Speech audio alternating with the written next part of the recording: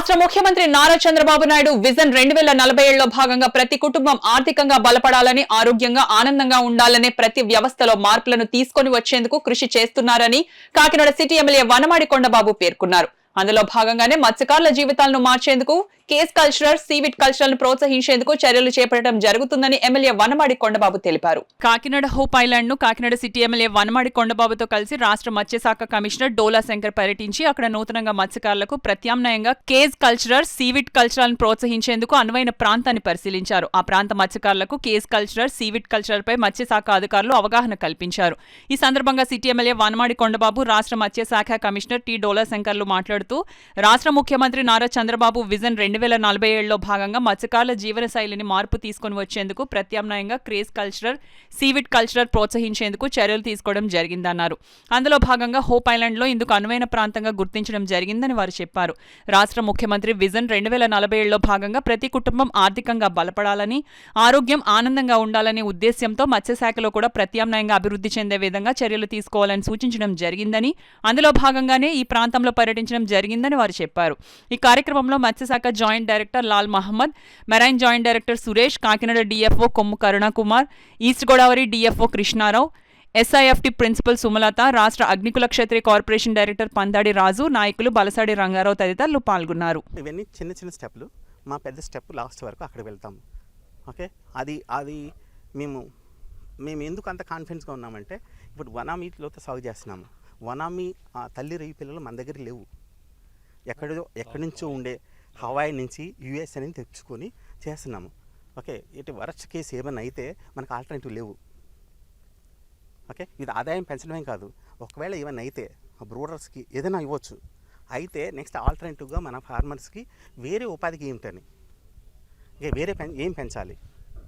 Okay, ఈ technologies మన food and agriculture organisation వాళ్ళు రీసెంట్గా మన ఆంధ్ర రాష్ట్రం విజిట్ చేశారు. వాళ్ళు చెప్పారనమాట, వేరే కంట్రీస్లో ఇవన్నీ చేస్తున్నారు. నేను ఎంపైడల్ చేశాను. వేరే కంట్రీస్లో 165 స్పీసెస్ ఎక్స్పోర్టే చేస్తాయి. మన ఎక్స్పోర్ట్ బాస్కెట్లో మహా అయితే 10 వెరైటీస్ ఉంటాయేమో. వనామీ, బ్లాక్ టైగరు, స్కాంబీ, మిగతా ఫిషెస్. మన ఎక్స్పోర్ట్ బాస్కెట్ చాలా లిమిట్గా ఉంటుంది. అదే వేరే కంట్రీస్ తీసుకుంటే చాలా వాళ్ళ ఎక్స్పోర్ట్ బాస్కెట్ చాలా వైడర్గా ఉంటుంది. సో అవన్నీ చేయాలంటే ఈ హ్యాచరీస్ టెక్నాలజీ ఇవన్నీ చేయాలి.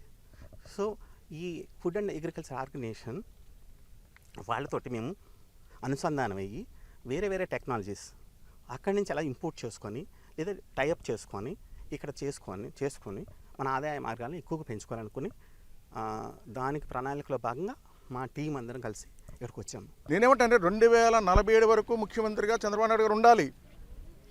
ఉన్నప్పుడే ఈ విజన్ అనుకున్నది సాధిస్తాం.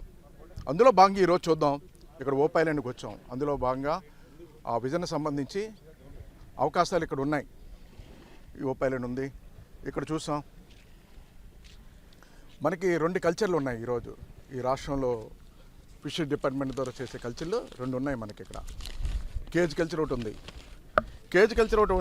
ఆ కేజ్ కల్చర్ ద్వారా మనం ఈరోజు చేపలు పెంచుతున్నాం ఇతర రాష్ట్రాల్లో, ఇతర దేశాల్లో కూడా. అంటే మీకు చెప్పాలంటే పంజరంలో చిలకలు పెట్టి ఎలా పెంచుతారో అలాగే పంజరంలో చేపలు పెట్టి పెంచడం. చుట్టూ నెట్ట కట్టేస్తారు, అందులో చేపలు వేస్తారు, పెంచుతారు.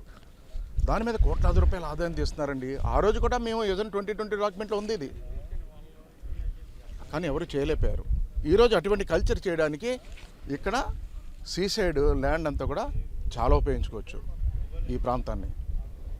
అలాగా ఆ చేపలు పెంచిన చేపల్లో కొన్ని చేపలు అవుతాయి, కొన్ని మనకి ఇక్కడ దొరకవు.